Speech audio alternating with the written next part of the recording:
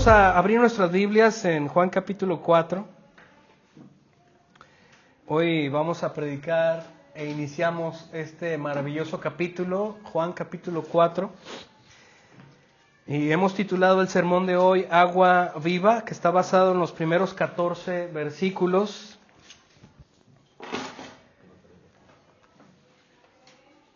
Primero, permítanme hacer una oración y invocar el nombre del Señor para que nos ayude con su palabra esta mañana. Oremos.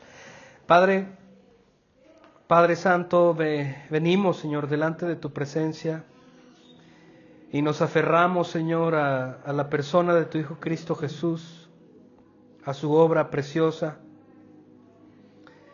para pedirte perdón por nuestros pecados, Señor. Para ir a Él, Señor, en arrepentimiento y fe esta mañana y despojarnos, Señor, de todo lo que nos estorba, Señor, en nuestra mente y en nuestro corazón para poder escuchar y recibir tu palabra.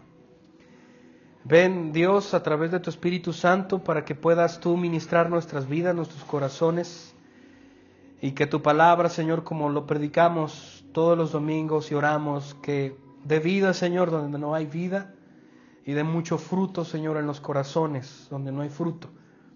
Te rogamos esto, Padre, para que salves a los que todavía no son salvos, Padre. Te lo rogamos por tu precioso Espíritu y tu poderosa palabra y los méritos de tu Hijo Cristo Jesús. Amén. Amén. ¿Te has preguntado alguna vez en tu vida por qué buscas con tanta desesperación ser amado?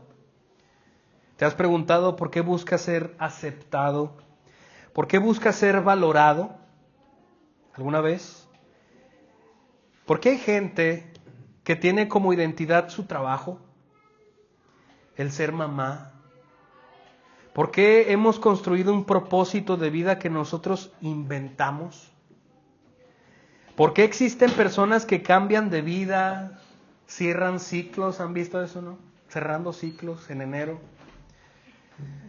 Porque hay personas que se divorcian, se vuelven a casar, de todo participan, de todo quieren ser, ¿no? Como ese dicho, la cuchara de todos los moles. En todo quieren estar, en todos cursos, fiestas, programación, etcétera, pero no se sacian con nada. ¿Por qué? Siempre en búsqueda de un propósito, siempre en búsqueda de significado, pero sin encontrarlo.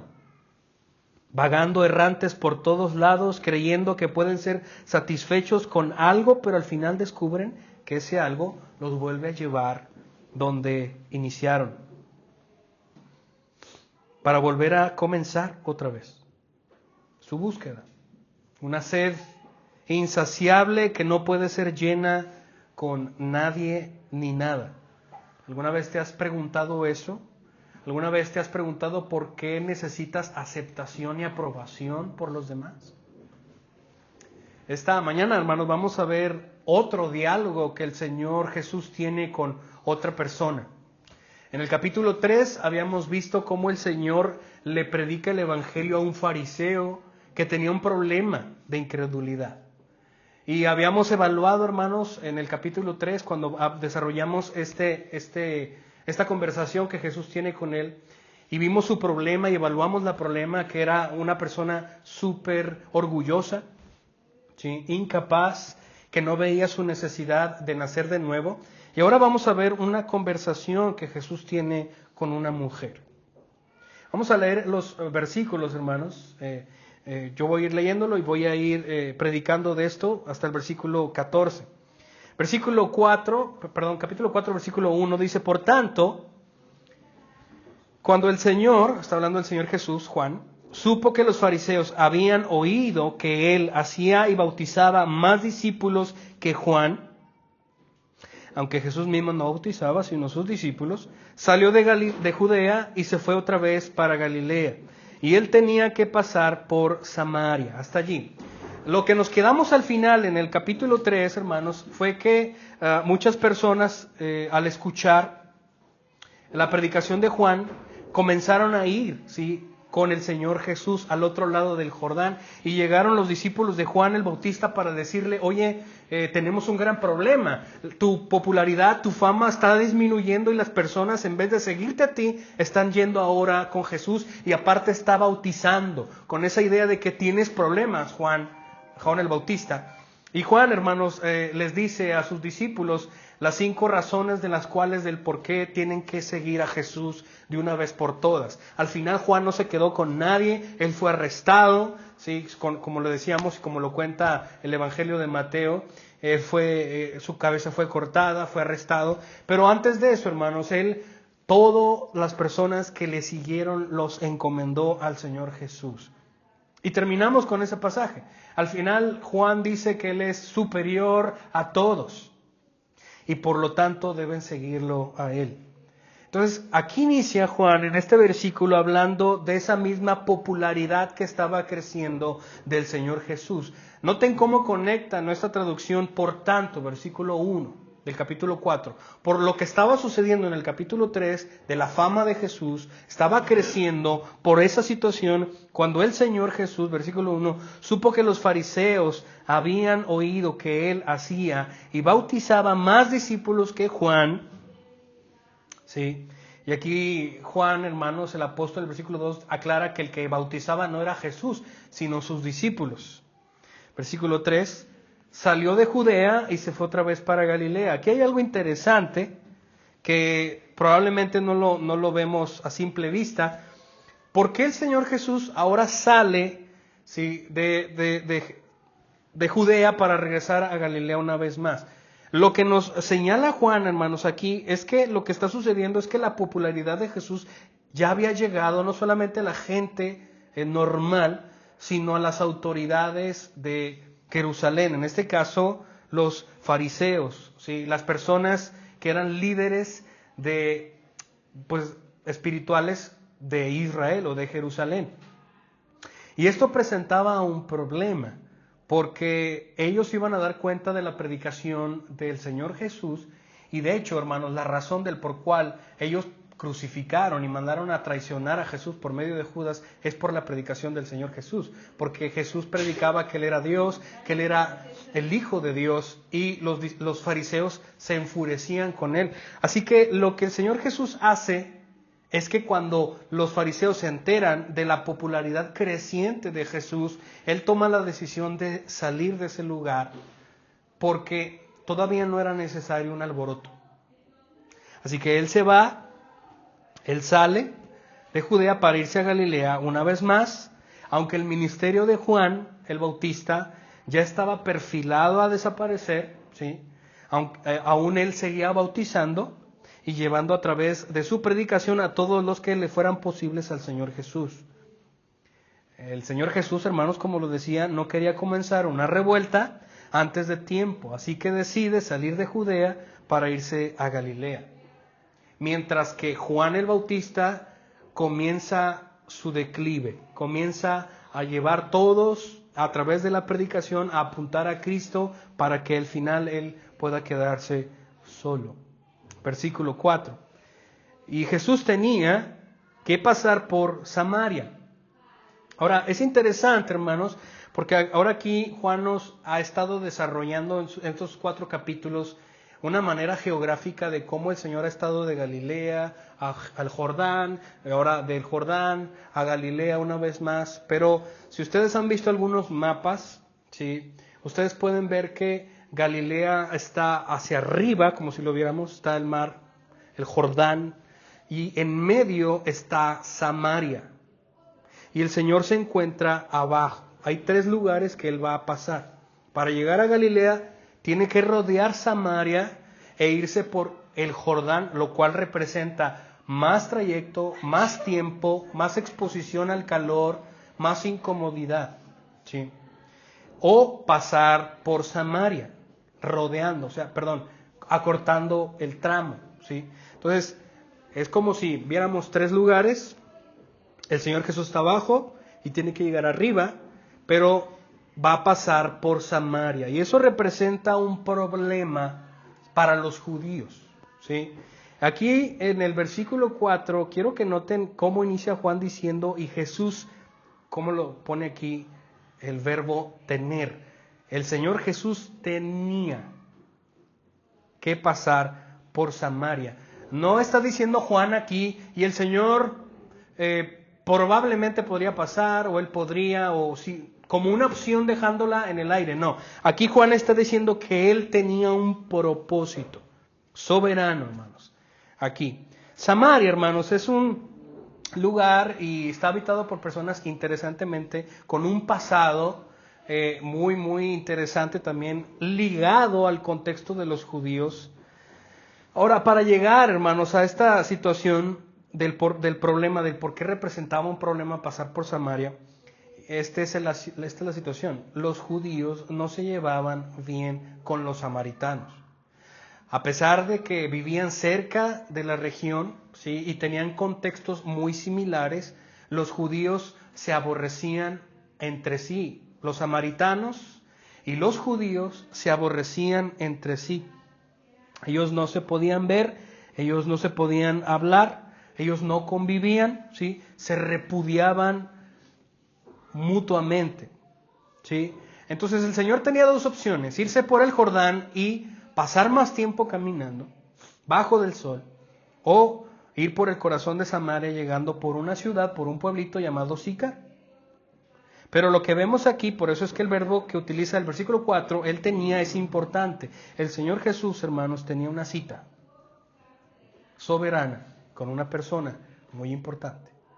El Señor Jesús no fue que se le escapó, no, él tenía programado una cita que solamente él lo sabía.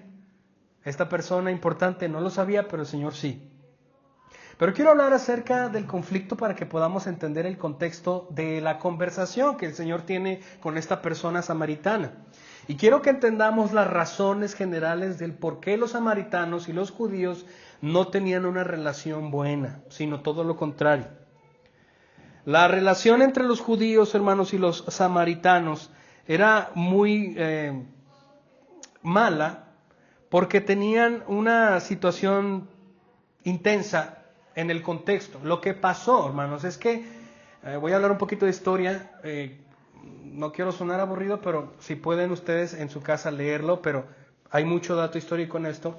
Lo que sucedió, hermanos, es que el reino de Israel, ¿sí?, en el Antiguo Testamento, tuvo una división, ¿sí? El Señor dividió por causa de la desobediencia de las 10 tribus, porque son 12, si ustedes recuerdan, son 12 hijos de Jacob que se convirtieron en 12 tribus de Israel, pero el Señor, por la desobediencia de las 10 tribus de Israel, ustedes lo pueden ver y lo pueden anotar en Segunda de Reyes, capítulo 17, versículo 23 al 24, ustedes pueden notar que el Señor condena a 10 tribus de Israel y las aparta, y el reino se divide.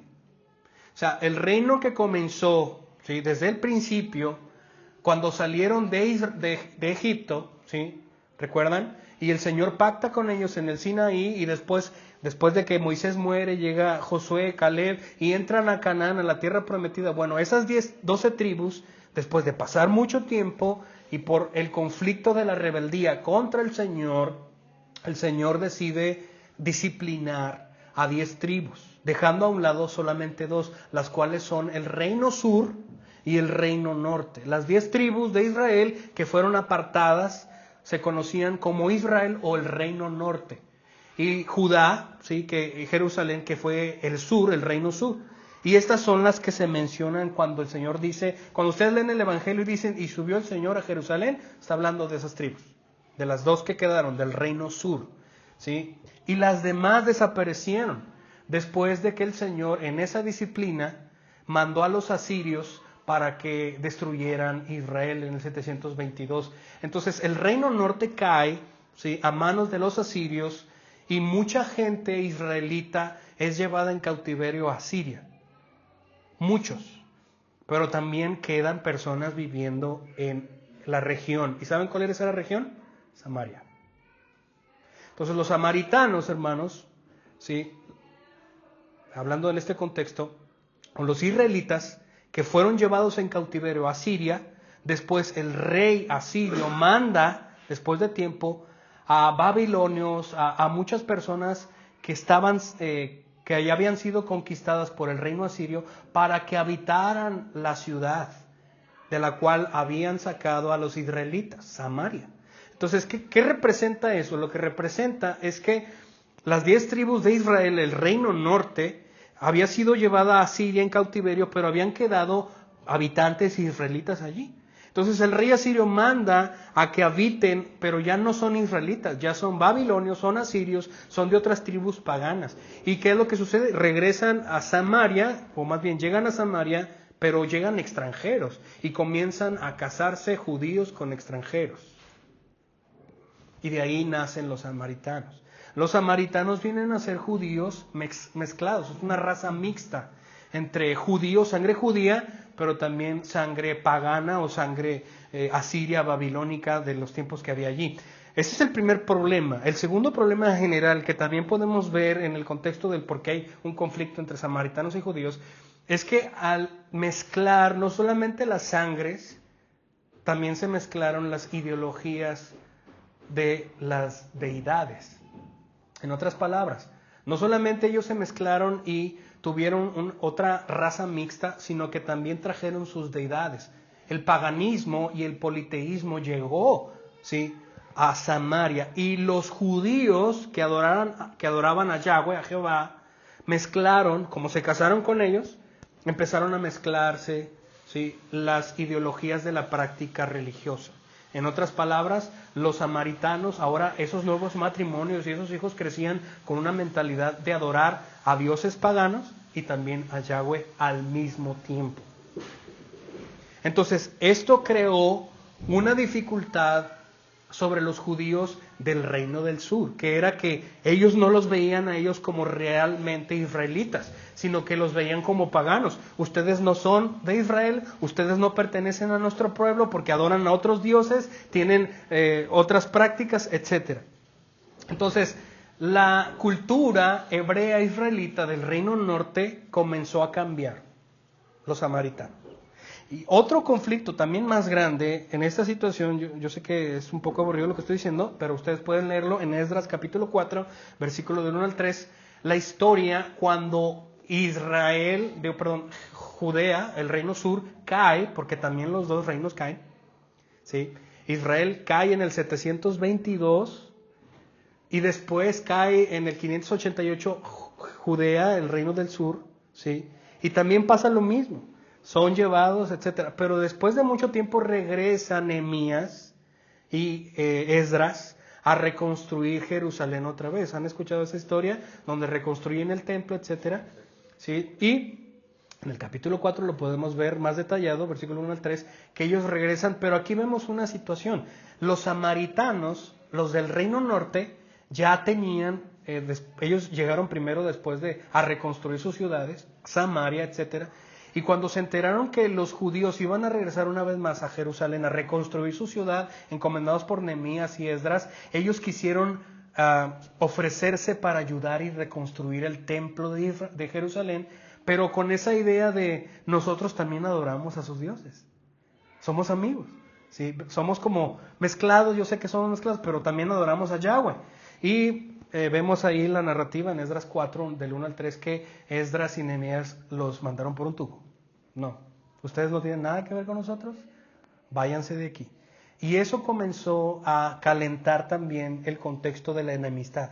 Los samaritanos decían, oye, pues somos iguales. No, no somos iguales, vete de aquí, no puedes estar aquí. Ellos se ofendieron y empezaron a encontrar rechazo con los judíos. No solamente eso, cuando el rechazo de los judíos a los samaritanos de no construir juntos el templo, ellos decidieron construir su propio templo. Los samaritanos, en el monte Gerizim. El mismo templo de Jerusalén, donde solamente iban a adorar los judíos, ¿sí?, y se hacían sacrificios, ellos decidieron construir ese mismo templo, pero en el monte Gerizim. Y eso era algo todavía peor, porque solamente había un lugar donde se podía adorar al Señor y era en Jerusalén. No, y ningún templo que no fuera en Jerusalén no era válido, era maldito. Y ellos decidieron hacerlo. Cosa que también empeoró que en el tiempo intertestamentario, como ya les había platicado, cuando se cierra el testamento antiguo, ¿sí? Y comienzan 400 años donde el Señor no revela nada. En ese tiempo intertestamentario comienzan a haber muchas guerras entre los judíos. Yo sé que estoy hablando mucho. Vean la repetición en la grabación, pero esto es muy bueno para entender el contexto. Y después de ese tiempo, de esos 400 años, surge un problema entre los judíos y samaritanos. Ellos sabían de la construcción del templo de Gerizim, ¿y saben qué hacen los judíos? Van al monte Gerizim y destruyen el templo de los samaritanos. O sea, todavía eso empeora más las cosas y la rivalidad de los samaritanos contra los judíos. O sea, para que entendamos, los samaritanos odian a los judíos por todo lo que hicieron, ¿sí? Y los judíos odian a los samaritanos por todo lo que hicieron. ¿Me explico? Entonces, el odio que hay entre ambas razas o ambas naciones no es algo que salió nada más porque sino tiene un contexto, tiene una historia y es algo muy, muy tardado que pasó a través de la historia. Y esto lo explico, hermanos, para que podamos entender lo que viene adelante, ¿sí? Entonces, cierro mi clase de historia muy generalizada. Versículo 4, el Señor Jesús tenía que pasar por Samaria, y esto es interesante porque, ya conociendo el contexto, un judío no iba a pasar por Samaria. Ya me entienden, ya me explico. ¿Por qué? Porque había un aborrecimiento, hermano. Es broma lo que voy a decir.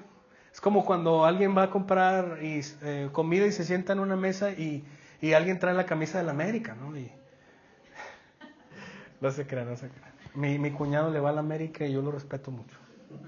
A mí no me gusta el fútbol, la verdad. Pero hay una incomodidad, ¿no? O, por ejemplo, en nuestro caso nuestro de Morena y el PRI, que todo el mundo ahora ya como que ya no quiere al PRI y todo. Bueno, total, en política es lo mismo. Y no se pueden ver, ese es el asunto. Hay algo que es que me cae mal este compa, ¿no? Entonces, el punto es que un judío ortodoxo, un judío real, que amaba la ley, no iba a entrar por Samaria. Eso es indiscutible. Pero quiero que noten que Juan declara aquí no solamente que Jesús iba a pasar, sino que él tenía que. ¿Sí notan eso? Él tenía que pasar por Samaria porque hay un propósito soberano y hermoso allí. Versículo 5. Llegó pues a una ciudad de Samaria, el Señor Jesús, llamada Sicar, cerca de la parcela de tierra que Jacob dio a su hijo José. Esto también tiene un contexto, Génesis capítulo 33, donde podemos ver que Jacob, hermanos, compró esta parcela y hubo un pozo ahí que él hizo, y hasta la fecha ese pozo en este tiempo seguía vigente y seguían utilizándolo los descendientes que viven ahí, los samaritanos, un pozo de agua.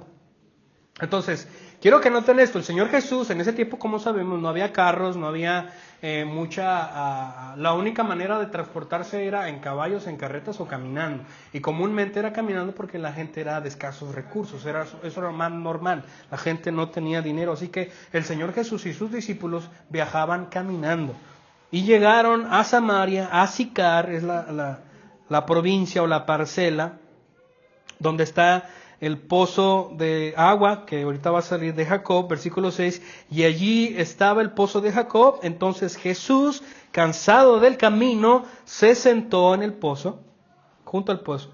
Era cerca del mediodía. Esto es interesante, hermanos, porque en el versículo 6, Juan, hermanos, nos describe nos denota o nos describe a Jesús en su plena humanidad.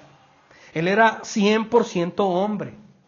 Y podemos ver aquí cómo el Señor también tiene sus necesidades como cualquier hombre. Él tuvo sed, él estaba cansado. Eso es parte de la persona de Jesucristo. Jesucristo no era un ángel, no era un fantasma, no, él era un ser humano 100%, pero a la misma vez también era 100% Dios. Y como ser humano tuvo sed. Así que le dice a una mujer, ¿sí? En el versículo 7, una mujer de Samaria vino a sacar agua y Jesús le dijo, dame de beber. Versículo 8, pues sus discípulos habían ido a la ciudad a comprar alimentos. Aquí hay algo interesante, hermanos, en el versículo 7 y en el versículo 8, que no lo podemos alcanzar a simple vista. La primera parte, y voy a iniciar con el 8, es que los discípulos revelan el contexto de la rivalidad que hay entre los samaritanos y ellos mismos, ¿Qué? Que no se van a esperar a ir a una casa de samaritanos para que les den y les vendan comer, sino que ellos mismos deciden salir de esa ciudad samaritana para ir a otro rumbo y poder comprar algo que no sea de samaritanos. Pero el Señor Jesús, hermanos, quiero que noten esto. Ya explicando el contexto de la rivalidad, deja a un lado todos los tabúes, deja a un lado todos los prejuicios y va y se sienta en un pozo de agua. Y aquí en el versículo 7 hay algo impresionante. Y platica con una samaritana. Aquí esto representa doble problema o doble prejuicio para un judío ortodoxo. ¿Qué? Los judíos, hermanos, no hablaban en público con mujeres. Judíos con mujeres judías. O sea, esa no era bien visto. De hecho, había en ese tiempo y todavía en algunas partes lo hay, que las mujeres delante de algunos rabinos judíos no representaban nada. De hecho, algunos fariseos llegaron a creer que las mujeres no tenían alma, que eran tratados como casi animales. Así que el contexto judío es que un judío no puede hablar con una mujer, ¿sí?, en público, no puedes. Ahora, hay otro problema, ni mucho menos siendo samaritana. O sea, hay un grave problema con esta situación si la pudiéramos ver como si fuéramos judíos. Pero quiero que noten cómo el Señor está rompiendo todos los paradigmas contextuales, ¿sí? El Señor Jesús habla con una mujer, ¿sí? No es que la mujer, hermanos, para nuestra vista sea malo, no, pero para la vista de los judíos ortodoxos sí era esa situación. El hombre era más que la mujer. Nosotros sabemos, hermanos, por la palabra de Dios, que eso está sumamente incorrecto. Que la mujer es importante, que la mujer es valiosa para el Señor, tanto como el hombre, que los dos valen lo mismo y son valiosos, hermosos, preciosos. Y el claro ejemplo es que el Señor Jesús va y habla con una de ellas, una mujer. Cuando el Señor Jesús resucita, ¿saben quiénes son las primeras que lo ven resucitado? Mujeres. Se aparece a mujeres. Son valiosas, hay un propósito tan grande para ellas. Así que esto representaba un grave problema. Es una mujer y aparte es samaritana. De hecho, el simple hecho de llamarlos samaritanos entre judíos era un sinónimo de burla. De hecho, muchas autoridades de fariseos o religiosas de Jerusalén, ¿saben cómo se mofaban a veces de los cristianos o del mismo Señor Jesús? Les llamaban samaritanos. A veces a Jesús le decían, este samaritano. O sea, hablando despectivamente. Entonces, está grave el asunto en un contexto judío, pero el Señor echó por borda todo eso y le dice, dame de beber. Versículo 9. Entonces la mujer samaritana le dijo, ¿cómo es que tú, noten esta pregunta, deja bien en claro el contexto y de la rivalidad que hay, le dice, ¿cómo es que tú, siendo judío, me pides de beber a mí, que soy samaritana? Detrás de esta pregunta, hermanos, revela el contexto que acabo de mencionar. Tú y yo somos enemigos. ¿Por qué me estás hablando? ¿Y por qué me estás pidiendo agua? Es lo que está tratando de decir. No deberías hablar conmigo, es más, ni siquiera deberías estar aquí, sentado.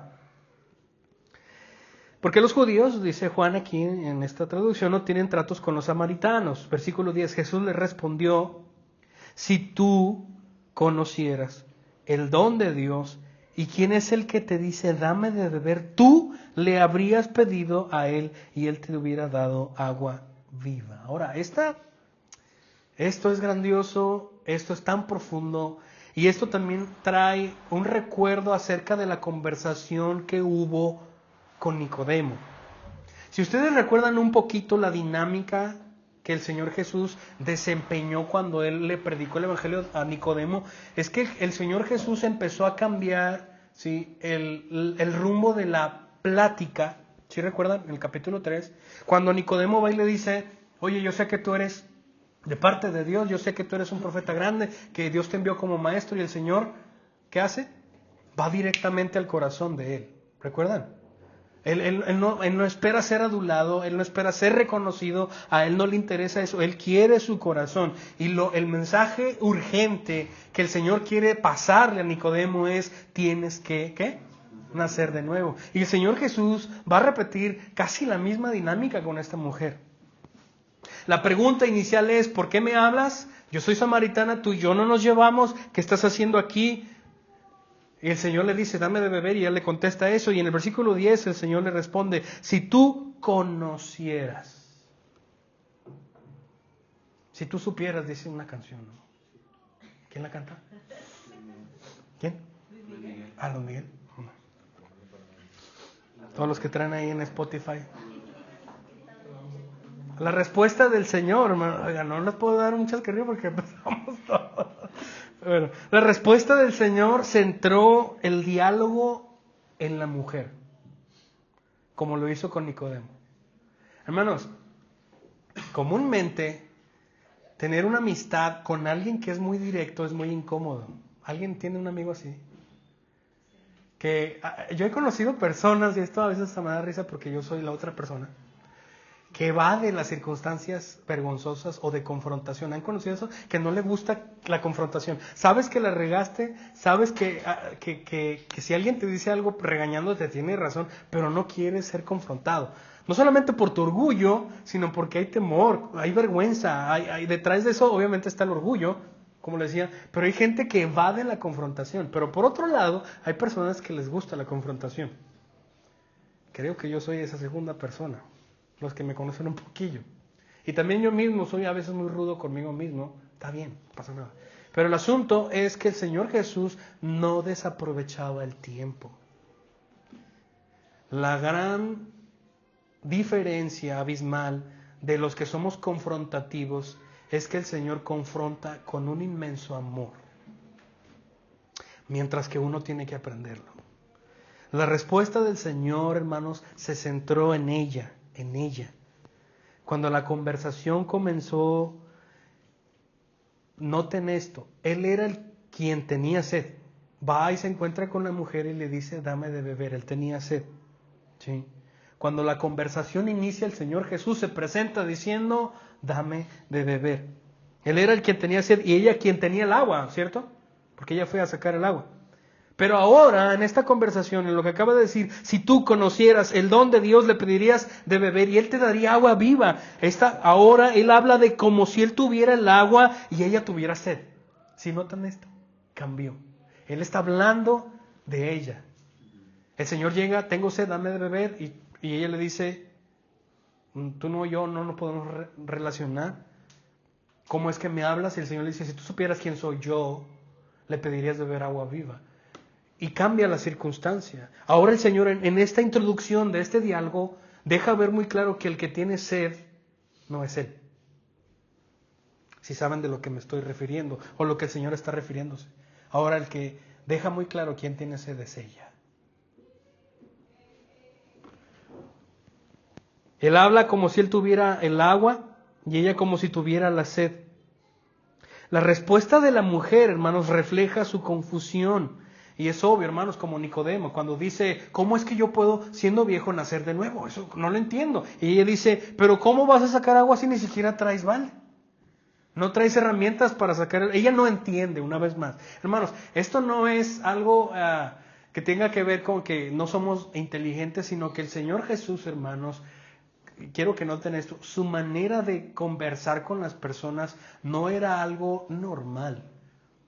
El Señor Jesús, cuando Él habla y los evangelios nos dejan ver cómo hablaba con ellos, Él siempre no quiere desperdiciar el tiempo, Él siempre va hacia lo espiritual, va a tu alma, va al corazón. Como una flecha directa. No va a perder tiempo hablando del clima, no, Él va directo a tu corazón. Él viene por ti.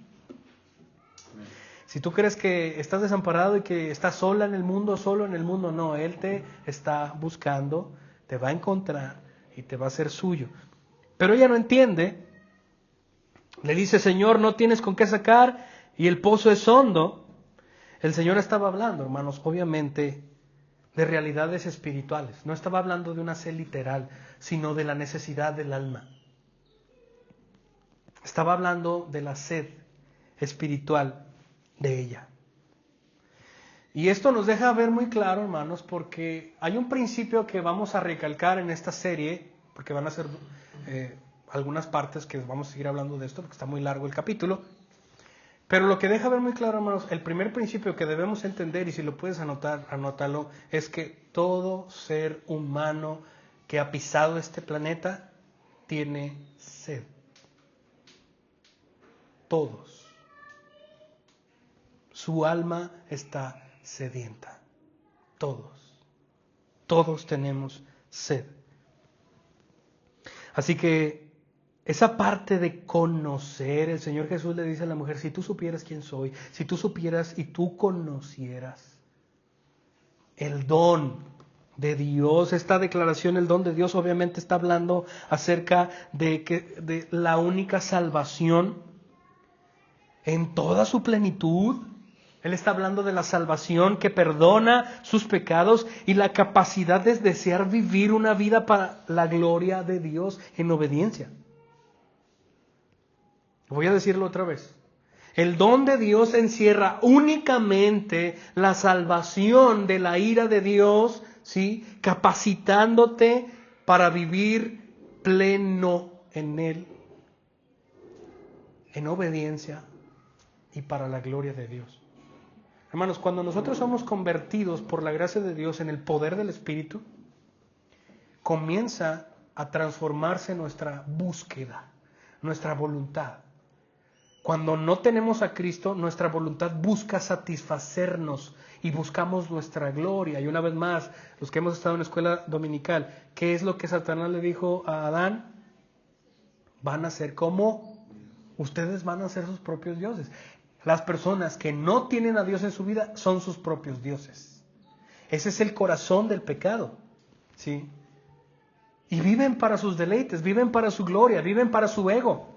Pero cuando el Espíritu de Dios llega a tu vida y te salva y te da fe y arrepentimiento, comienza a transformar esa búsqueda. Ahora ya no te buscas a ti, porque te enteras de que tú eres completamente sucio, sin importancia. Ya no me sacia esto. Ahora que el Señor nos voltea a ver su hermosura y nos da hambre de obedecer y vivir bajo el señorío de Él.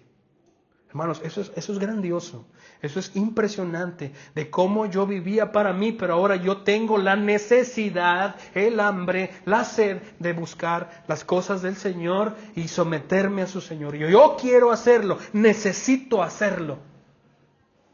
¿Han tenido hambre, hermanos? Hambre tan agonizante que hasta te duele la cabeza o que te has desmayado. Los historiadores dicen, ahora que estamos en el mes de la Reforma, que fue, el 31, ya pasó. Muchos historiadores decían que Martín Lutero, quien fue el que estalló más bien la Reforma, porque la Reforma había comenzado antes de Martín Lutero, pero decían que él era tan radical, era un monje tan radical que él ayunaba hasta el momento de desmayarse. ¿Cómo el hambre puede llegar a afectar el cuerpo, no? ¿Alguna vez has estado así? ¿O alguna vez has estado tan sediento que sientes que tu cuerpo se acalambra? Comúnmente pasa eso, ¿no les ha sucedido cuando tienen demasiada sed? Yo una vez conocí a un amigo que era fisicoculturista y él decía que días antes de la presentación dejaban de tomar agua. No tomaban agua para que el cuerpo se secara, literal. Y me contaba, dijo, no, o sea, realmente ya no, nada más me empapaba los labios con tantita agua y mi cuerpo se pegaba, o sea, literalmente la piel se pegaba a mis músculos, pues esa es la idea, ¿no? O sea, el cuerpo llega a tener tanta sed que comienza a demostrar esa sed. ¿Alguna vez te ha pasado que tú tienes esa necesidad física, que tienes tanta sed, que tienes tanta hambre? Bueno, la realidad, hermanos, es que el don de Dios del cual está hablando sacia esa hambre. Pero el problema es que el mundo no sabe que tiene esa sed.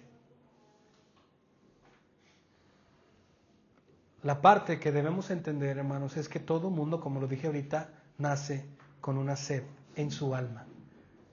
Pero no sabe que tiene esa sed. Y ni mucho menos sabe dónde saciarla. Es por eso que busca de todos lados, con personas y cosas, para tratar de saciar.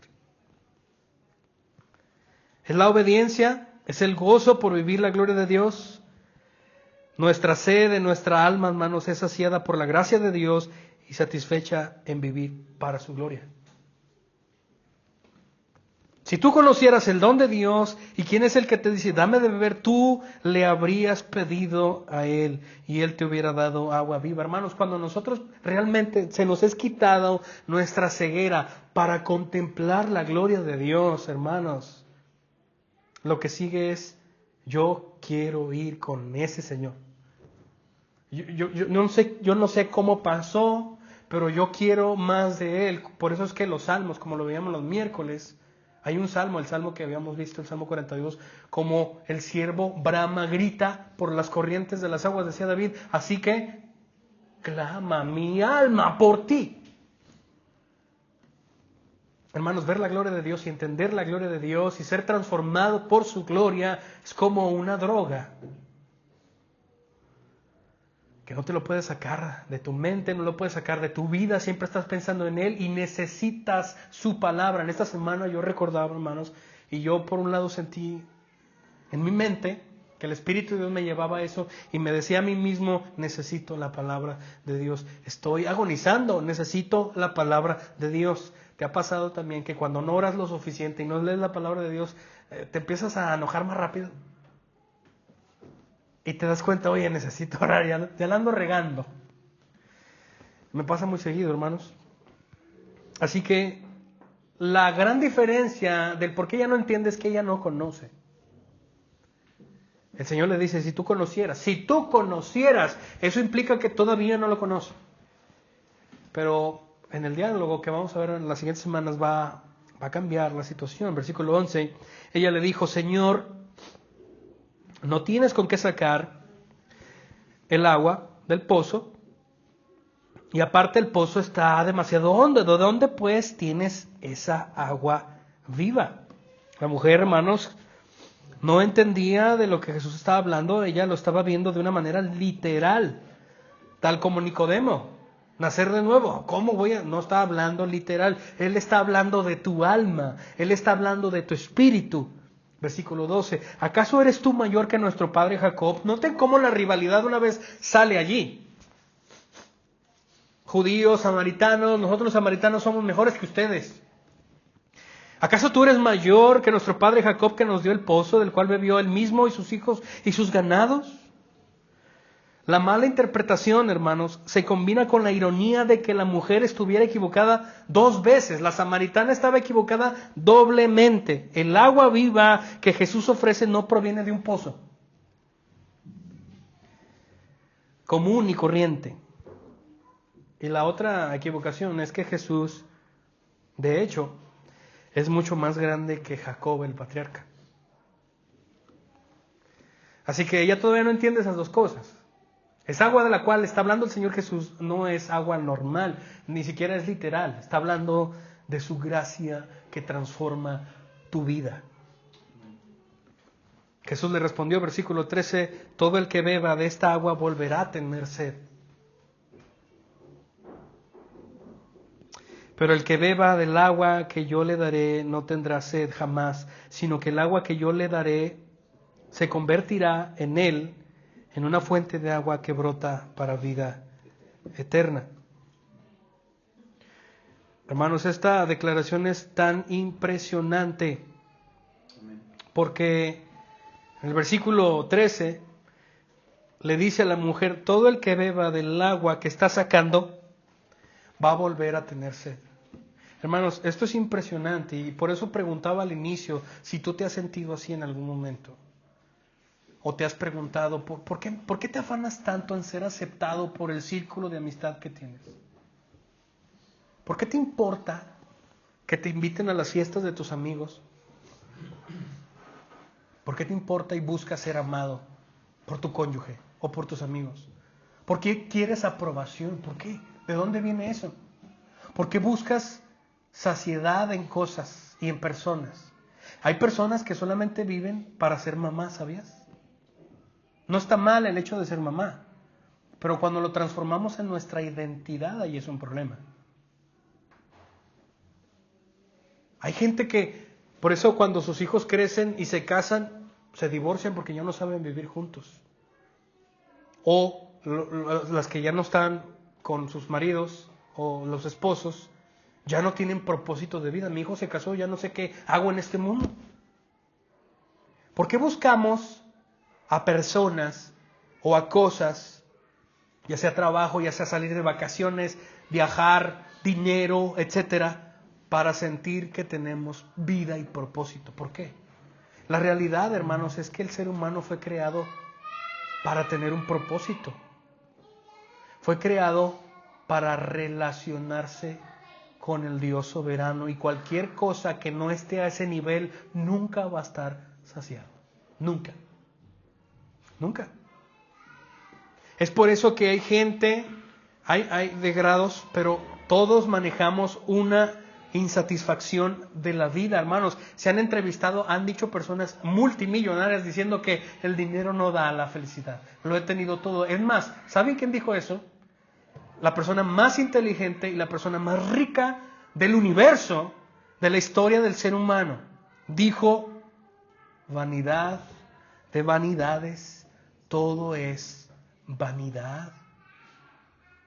Es como si persiguieras el viento, el rey Salomón. La vida es tan tonta. El ser humano corriendo hacia allá, corriendo para acá, yendo hacia allá, conociendo, yendo, comprando, teniendo, y es como si persiguieras el viento. Nunca vas a poder alcanzarlo porque no lo ves, y el viento no es algo que se pueda tomar. No tiene sentido, en la Nueva Traducción Viviente, como lo dice Salomón, no tiene sentido la vida. Pero lo que sí es real es que el ser humano nació con una sed. El ser humano, hermanos, tiene sed en su alma. Sabe que no sabe, pero sabe que tiene sed. No lo puede explicar, no sabe por qué, pero la realidad es que el ser humano tiene una sed inmensa para ser saciado.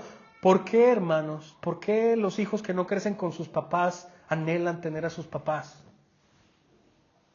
Y cuando es el día del papá o de la mamá, les duele en el corazón, hermanos. ¿Por qué? Porque tienen sed. ¿Por qué, hermanos? Muchas personas van a la pornografía porque tienen sed. ¿Por qué hay mujeres y hombres que son tan infieles o se meten con cualquier persona sexualmente hablando como si se cambiaran de calcetines? Porque tienen sed. Y tratan de satisfacer su sed con eso. Buscan sentido, buscan propósito, buscan significado, buscan identidad. Y el Señor Jesús sabe que esta mujer está sedienta. No vi ese sermón, mi esposa me platicó un poquito acerca de una plática de este mismo capítulo en una conferencia de mujeres, y la hermana que empezó a enseñar este pasaje, literalmente lo que dijo fue impresionante. Yo lo escuché de la voz de mi esposa, que decía, antes de iniciar, dijo ella, quiero preguntarles, ¿cuántos de ustedes han visto telenovelas o películas para buscar o para migajear el romance que no encuentras en tu matrimonio? ¿O cuántas van en esas mismas telenovelas, ven sexo? Porque hoy día ya hay mucho sexo porque no estás satisfecho con lo que tienes. ¿Cuántos? Y ella le decía, levanta tu mano, ¿no? Y muchas se levantaban, ¿no? ¿Cuánta sed hay en nosotros, hermanos? Y de hecho, entre la mujer samaritana y los que ya somos creyentes, sufrimos de lo mismo. No por ser cristianos, escuchen esto, no por ser cristianos ya dejamos de tener sed. No, hermanos, seguimos teniendo sed. ¿Saben por qué? Porque somos pecadores. La gran diferencia de la samaritana es que nosotros sí conocemos el don de Dios. Pero ¿saben cuál es el problema? Que a veces nosotros decidimos no ir en pos de Dios y tratar de satisfacernos con lo que Él creó. No con Él, sino con lo que Él creó. Ese es el gran problema. Seguimos estando sedientos, pero en vez de ir con el Señor a saciarnos, mi oración esta semana ha sido, Señor, quiero que tú seas mi alimento, quiero que tú seas mi bebida, quiero ser satisfecho contigo para todo, Señor. Por favor, Señor, tú conoces mi hambre, tú conoces mi sed y solamente tú puedes saciar. Ayúdame. Porque a veces en vez de ir contigo voy a otras cosas, Señor. Voy y le doy mi corazón a mi esposa, voy y le doy mi corazón a mis hijos, que solamente te pertenece a ti. ¿Te pasa eso, hermano? Tu esposo, tu esposa te va a traicionar en algún momento. Y va a doler. Ya lo ha hecho, de seguro. ¿Te ha ofendido? ¿Te ha pisoteado el alma en algún momento con un comentario ácido que ha hecho? Yo lo he hecho muchas veces, hermano. Y me maldigo a mí mismo por eso. Pero yo también he vivido ese dolor. No lleves tu corazón con algo que nunca te va a saciar. El Señor les decía en el Antiguo Testamento a través de un profeta, no me acuerdo en mi mente ahorita, creo que es Ezequiel. Él les decía a Israel que ellos hacían cisternas. ¿Sabes qué es una cisterna? Excavas un pozo para que haya agua allí y de ahí utilizar.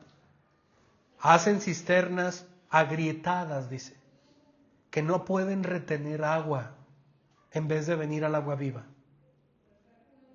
Y eso es lo que hacemos todo el tiempo, hermanos.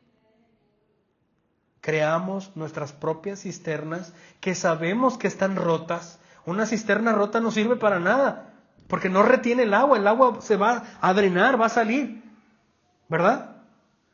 Pero nosotros lo sabemos, creamos cisternas rotas que no retienen el agua en vez de ir al agua viva y satisfacernos con él. El Señor, versículo 13, le dice, todo el que beba de esta agua vas a volver a tener sed. Lo que está diciendo, para aplicarlo, hermanos, si tú quieres tener significado, si quieres saciar tu sed con tu matrimonio, con tus hijos, con tu trabajo, con tu educación, con tu negocio, con tu juventud, con lo que tú quieras, que no sea el Señor, vas a volver a tener sed. Punto. Vas a volver a tener sed.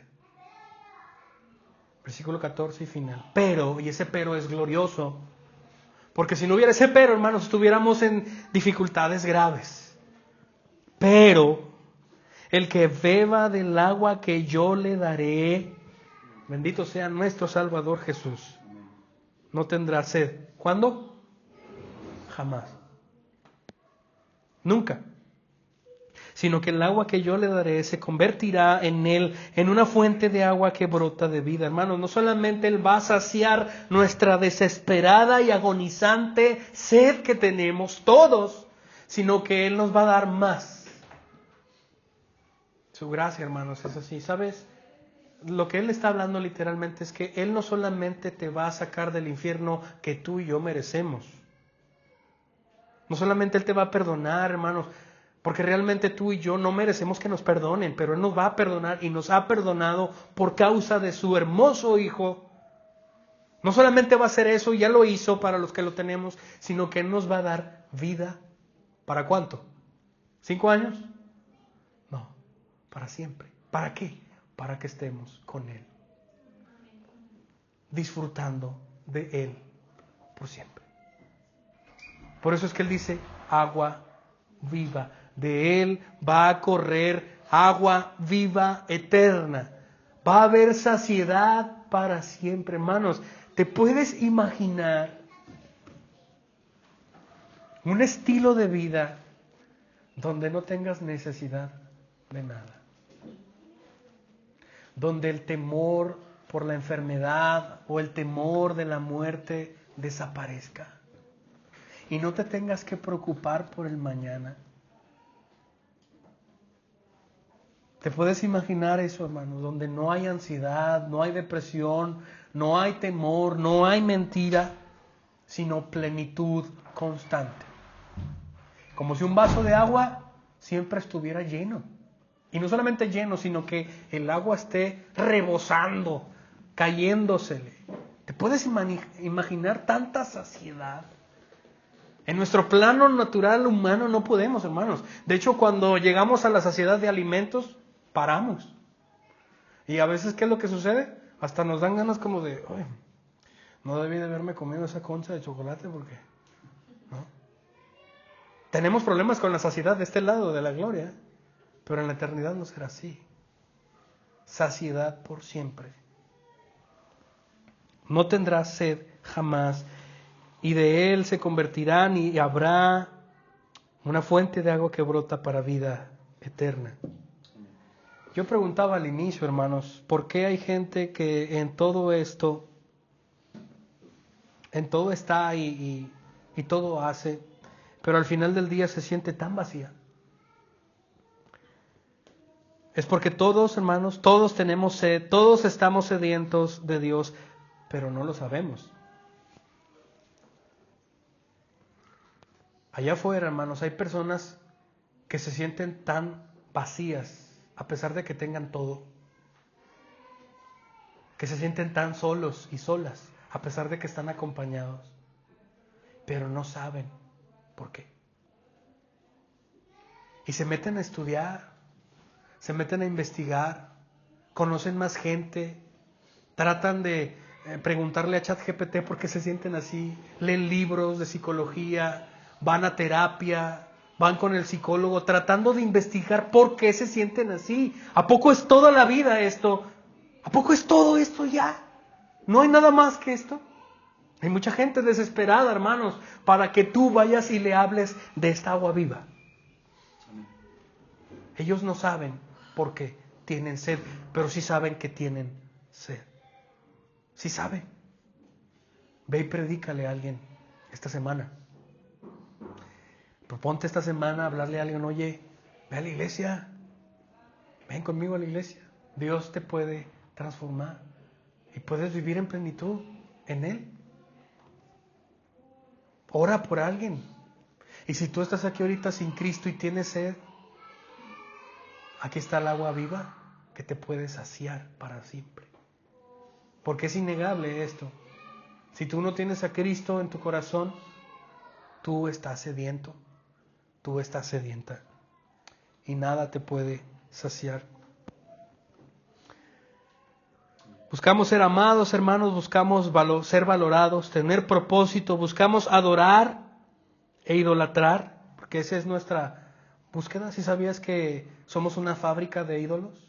Que el ser humano fue creado para adorar a Dios. Pero como nos desconectamos de eso, adoramos cosas o personas. Todos tenemos ídolos. Y no hablo de una cruz ni de una Virgen María, no. Estoy hablando de lo que ocupa el primer lugar de tu corazón. Ese es un ídolo. Puede tener tu apellido, tu sangre, tu hijo, tu hija, tu trabajo. Puede ser cualquier cosa. Lo que ocupa el primer lugar en tu vida, hermanos, eso es un ídolo. Y buscamos adorar esos. Y esos ídolos siempre nos dejan mal o nunca nos satisfacen. Pero cualquier cosa que no sea Dios, hermanos, nunca podrá saciarnos el alma. ¿Tienes sed? Yo tengo sed. Ven a Él en arrepentimiento y fe, y Él te dará agua viva para siempre y serás saciado por siempre. Él perdonará tus pecados. Y no solamente eso, te sacará del infierno. No solamente eso, sino que te hará feliz para siempre con Él.